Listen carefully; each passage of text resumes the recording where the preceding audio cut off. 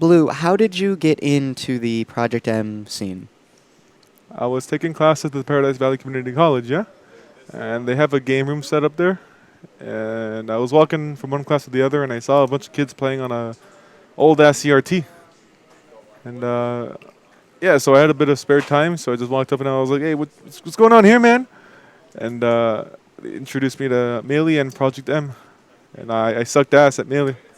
Well, I shouldn't say I sucked ass at Melee. None of the characters were appealing. But in PM, there was a Link, and Link was viable. So I was like, hey, maybe I should pick up this character.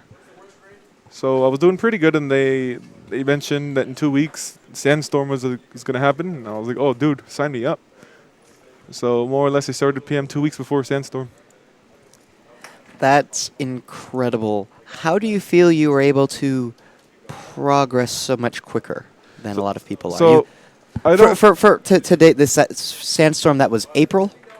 It is now November. You have not been playing very long. Right. And you have 3.0 Neon. Or tell about that. What was the rise like? Okay, so, I didn't actually get my own setup at home until like last week when you gave me one. But I still did practice, just not in the traditional way, right? I watched recordings of myself on your YouTube channel. And whenever I did a thing, or whenever a thing happened to me, I'd pause the video and I'd ask myself, what is the correct option to do in this situation? So I would think of that solution, then I'd watch what happens next, and, if it's the wrong option, then I learned, right? Maybe I'll do this next time, right? So that's pretty much how it went.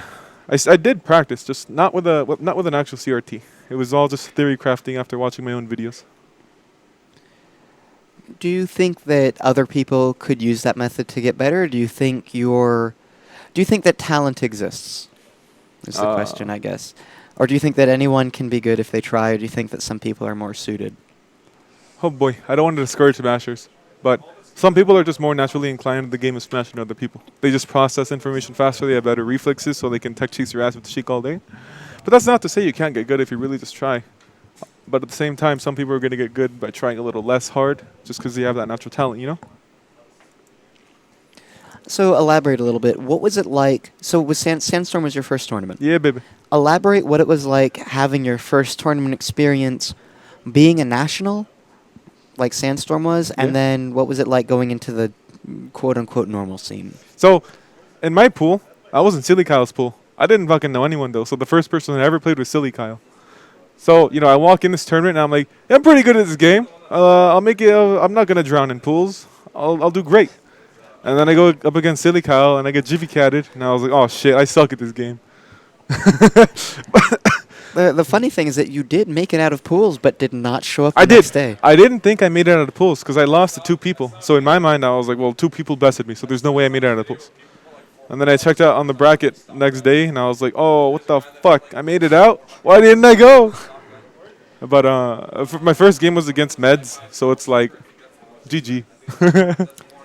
Not just what was like not just like your playing, but the tournament experience, like the human thing. What was it like going to Sandstorm as the first thing? Did it match your expectations? So, I have played quote unquote competitive video games before. I played a bit of Team Fortress 2 and Counter-Strike Global Offensive, and those communities, they're like, I don't want to say toxic, but they're a lot less homely than the Smash community. You know what I mean? So I attended Sandstorm, and I wasn't intent on making any friends, right? I was just like, okay, I'm going to go to this tournament, I'm going to play some video games, and I'm going to get the fuck out. Easy as that. But then I couldn't help myself from making friends, and, well, that's kind of how I got introduced to the AZPM Facebook group, and therefore the rest of the Smash community in Arizona. What has it been like?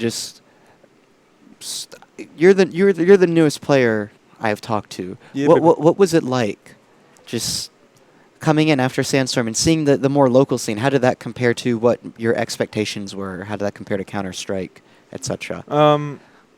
So the scene in Counter-Strike is a lot bigger than the Smash scene by far, but at the same time, it feels a lot more disconnected. You don't really connect as individuals to the other people.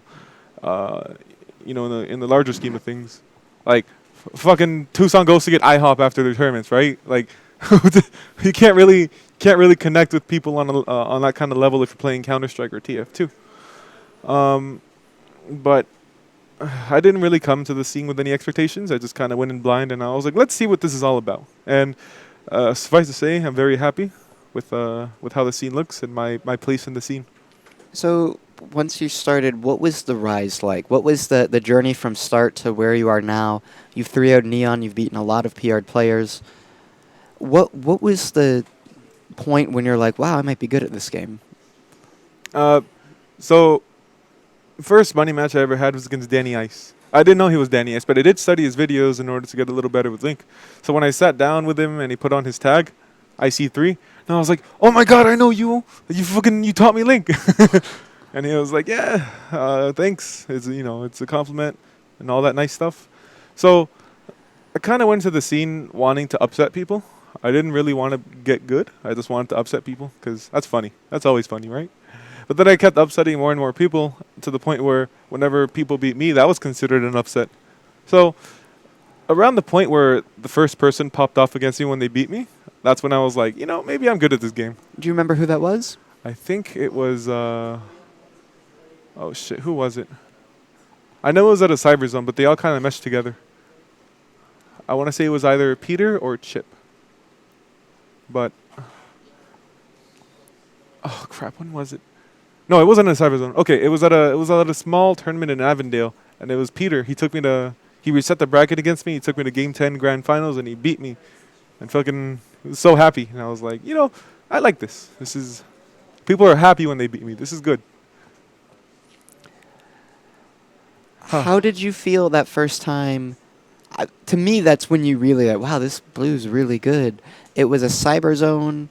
You played Neon in Grand Finals. You took it to Game 10. And then I lost. How did that feel? How did that feel, though? It was because at the same tournament, not winners finals tournament, Neon 3-0'd me. So that kind of knocked me on my ass, and I was like, dude, I suck at this game. Oh my God.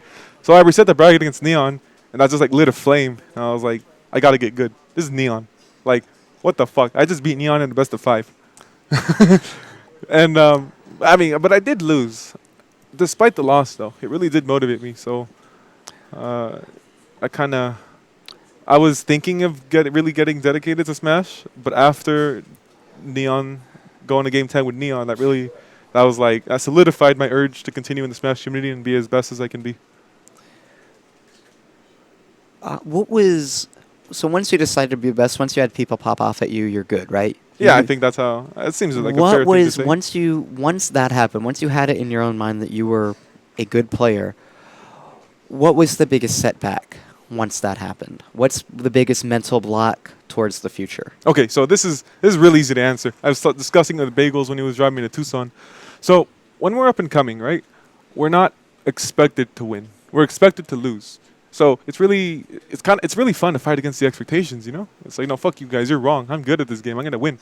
But when you're already an established good player, you enter tournaments with the mindset of, I gotta win, right? It's not just like, how do I say this? Maybe it's better to say that you don't go into a tournament saying, I gotta win. You just go into a tournament saying, I can't lose. And for me, that's a very negative mindset to have. Because if I say, I can't lose, and then I do lose, that's like a punch in the stomach. But if I go in saying I must win, even if I lose, it hurts, but it hurts a lot less. That's good. So dial it back a little bit. Why Link? Kind of briefly touched on that, but why'd you go for Link? Brand loyalty. That was the main reason. I fucking loved Legend of Zelda Twilight Princess. And yeah, I love the Legend of Zelda series in general. So I saw Link was in the game, and I saw he seemed pretty viable when I was using him. So I was like, hey, I like this. I'm gonna play the character that I really like in the rest of Nintendo's video games. And regardless of whether or not he's in quote unquote easy character, I played him just because I really like his video games. So let's go on that. How do you feel about people saying you only do so good because of Link? I think that's a valid thing to say, because Link is a character I think he performs very well at a low and mid-level play. And at the same time, it's only the low and mid-level players who ever complain to you that your character carries you. Like, actually complain about it. High-level players that talk shit about each other, like, Hungry Box gets carried by Jigglypuff. But, it's playful banter. But at the low and middle levels, the shit people say, they actually mean it. Like, no, fuck you, I'm better than you. Your character carries you. But once you get to the higher levels, Link really starts to have troubles. His weaknesses become very apparent with his poor out of shield options, his predictable recovery, if you don't have like finger stripes level bomb tech, right? But I do think the complaints about Link are warranted at a certain level. But once you start getting good, you can't really say Link carries you anymore.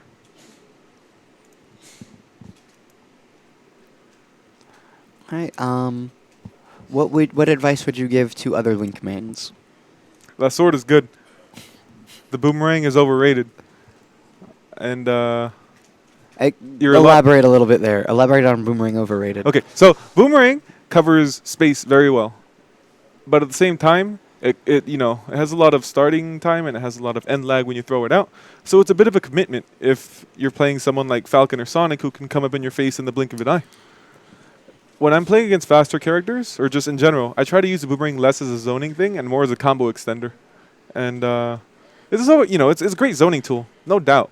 But I feel that an over-reliance on it kind of makes you forget that you have this really strong sword at your disposal. And as a result, people, they prefer to do chip damage with the boomerang than, decent damage with the sword. Yeah. Who is on your list? Who is on your list to beat? What are your short-term, long-term goals? So, my, oh, jeez. People that I want to beat. Short term, I want to beat Sanchez really badly. I've never taken a set off him, but last time I played him was a week after I took Neon to Game 10 of Grand Finals. So I think I've gotten a little better since then, and I'm sure he has too. And long term, the person I want to beat is probably Hero of Time from Florida.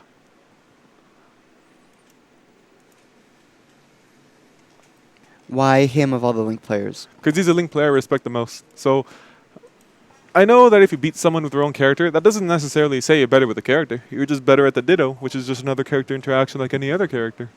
But at the same time, it's kind of symbolic, Like, hey, this is your character that I'm using. Fuck, we even use the same color. Look at that. And, if I can actually beat Hero of Time, I'd feel very justified in using the color Link that I do. How do you feel about Link's matchups and viability? So, oh my god, how do I... Okay, so typically people say Link's bad matchups are Spaceys, Sheik, and Captain Falcon. Arguably Marth. Basically the melee characters. But I think most people only say that because people who play melee characters typically have a lot more experience with them, so they tend to be better players with that character.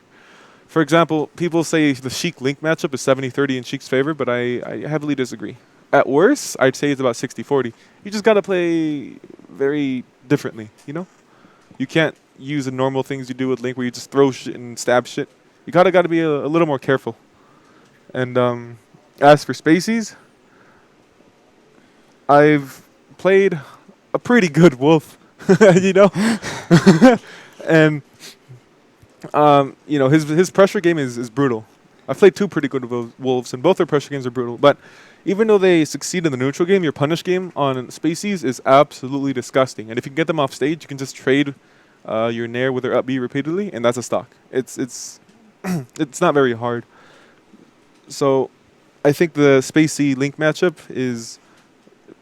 People think it's too hard. People think it's harder than it actually is.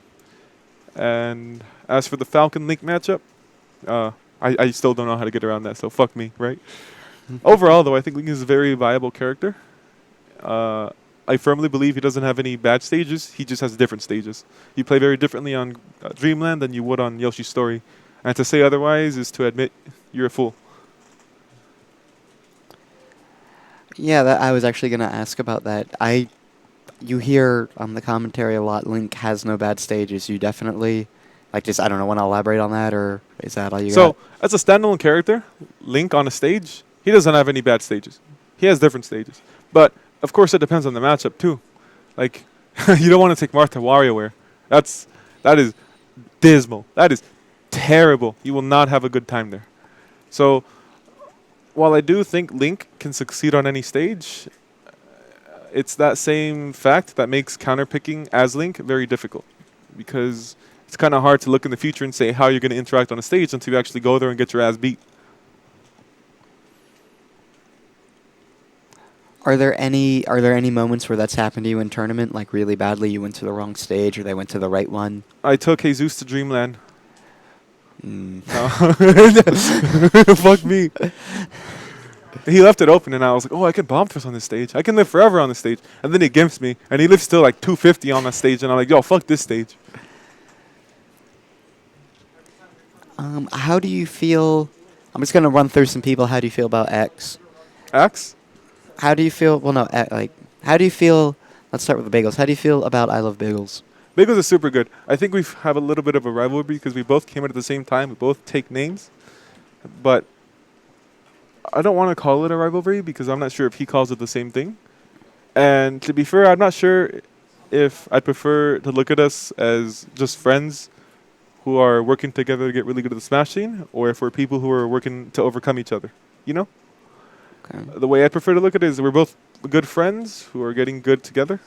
But maybe he looks at it as two people who are getting good together to the point where we can finally beat each other, you know? How do you feel about Apple Smash? Apple Smash is super good. I know she has a shitload of experience in Melee, and that really shows in her on-point fundamentals. Ultimately, though, I think the reason I can beat her so consistently is because the matchup is just so in Link's favor, assuming it can do everything correctly. What about those Tucson guys? How do you feel about Casino Wolf? So, I firmly believe Casino Wolf is on the same level as me, but where he really stumbles is his mental game. His mental game, he falls apart really easily. Maybe not lately, but in my experience against him, he's never beaten me, and part of the reason is because Link he's so frustrating. He whittles down your patience, and Casino Wolf doesn't have very good. How do I say this? His mental game is weak, more or less. So, at his peak, I firmly believe he can beat me. But if he's even slightly off, then I kind of capitalize on that, make him frustrated, and then that's when he loses. The other Tucson here. How do you feel about Cloudburst? Cloudburst, I've only played him twice, but both times it was really close. Game 5 last stock high percent. It was intense, yeah. I don't have enough data on Cloudburst versus me to make a very good draw a very good conclusion. But overall, I think he's a very solid player, and I look forward to see what he does with the Squirtle meta. What about Jesus? Jesus is a fucking god. Next. That's it. What do you got? Okay, I'll elaborate, yeah. Jesus is... So, when I'm playing good, I can beat Jesus. But to play good means not to lose neutral. If I lose neutral even once against Jesus, I don't know why. I just fucking die. And I don't mean like lose a stock. I mean like mentally, I just crumble. And it's frustrating because I pride myself on having an amazing mental game. But against Jesus, it's whatever, man. Let me just SD 2 times when I have a 2-stock lead real quick. Neon. HF Neon. HF Neon. I don't think I should be beating him.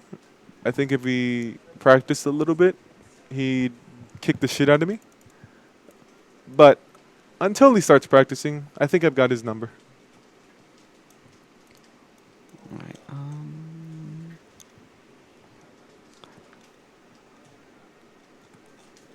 Anything else? Any closing words? Any closing statements? Anything else you wanted to say about the scene, Smash, you? I think SoCal is overrated. Oh, really? I do. They have sweet combos and shit. But, yeah, they were really good, don't get me wrong. I just think people are a little too scared of them. And they got that kind of, regional fear. Kind of like when you're playing a celebrity. Like, when I first sat down against Neon, damn near shit my pants and just found out because I was like, oh my god, this is Neon. But once you get over the fact that they're considered to be one of the best regions, you can kind of, it's not that hard to see through, them and, play them on an equal footing, if that makes any sense. Well, hopefully we'll see how you do it Rewired. Hopefully. Although with the editing, this is probably going to go up after Rewired, and if SoCal bodies us, that's going to look so bad. Even if they But do they won't. body They us, won't. right? They won't. They won't. You and Jesus will keep the fort. And I don't know about that. Cloudburst and Casino Wolf and Forte Freak and Silly Kyle can do pretty good too. You're right. And Sanchez. You're right. Oh my God, Sanchez. What about Sanchez? Tell me about Sanchez. He is. I don't have any bad words to say. I can't call him out. He's an amazing player. He's a really cool guy. He likes pizza. Like, he's a cool guy. But I do want to beat him someday. Let me see. What? Okay, I guess one more thing before we go. Yeah? In doing Smash and picking Smash, what's the biggest struggle?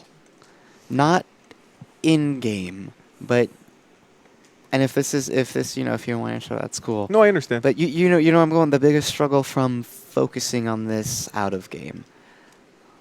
So, with the advent of Melee and Smash 4 becoming esports, the project I'm seen in has inevitably suffered a bit of a decline in its user base. So, maybe I'm just a bit spoiled because after all, my first tournament was Sandstorm. So, I kind of have a skewed viewpoint of the community, if you will. But it does seem that the Nintendo's antagonization, or their treatment of PM, while not necessarily negative, has definitely negatively impacted the. It's pretty negative treatment. I don't think you have to mince words here, man. Nintendo's treatment of PM is making it really hard to be a loyal member of the scene because you see people who don't even join. There's a stigma attached to the game that kind of makes it scary to play. Crossover between other games. Absolutely. That's the low-key struggle. The low-key struggle. The low-key struggle of PM. All right, I think that's good. Anything else, or are we good? Anything you want to say? Anything about you want people to know? Any other choice words, any call-outs, whatever? Just whatever you got. So there's this guy I know, and his last name sounds really cool. It's like the Chico or some shit. He's a pretty cool guy. We don't have to do this. He's a pretty cool guy. Oh, is he? Is he? He has his ego's like low-key overinflated, but we don't mention that. I just like what he does for the PM scene, though. It's really cool. Finishing there? Any other? I got nothing else to say. You said a lot. All right, thanks, man. No problem, baby. Can I give you back your headphones? Yes. Yeah. Thank you, man. Yeah, man. That was interesting. Yo, sorry. No, you're definitely an engineer. You, compared to other people, the most fascinating part about this is to me is how all these different people respond really differently to the same questions. Like, you know how I said, like, oh, what was your, where you come from, whatever. You finish that shit in like 3 minutes.